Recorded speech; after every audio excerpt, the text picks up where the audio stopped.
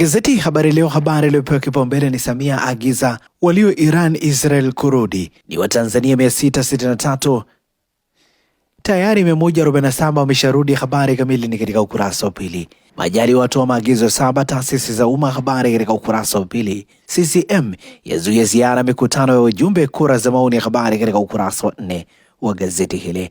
Zanzibar yaimarika, pato la taifa lafikia trilioni 6.47, la serikali trilioni 2.104, miradi 485 yasajiliwa ikiongeza ajira 25,470. Habari kamili ni katika ukurasa wa pili wa gazeti hili.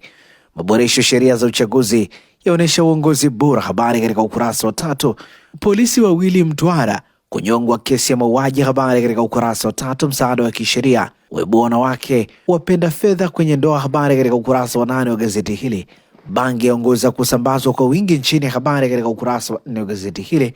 Na hivi ndivyo ambavyo limeandika gazeti ya Habari Leo. Habari Leo likipambwa na habari picha ikimwonyesha makamu wa rais Dr. Philip Mpango akipokea maelekezo alipotembelea kampuni ya kimataifa ya uzalishaji ya vifaa tiba ya Health 3000 na kujionea matumizi ya teknolojia ya matibabu kwa mtandao jijini Roma, Italia hapo jana.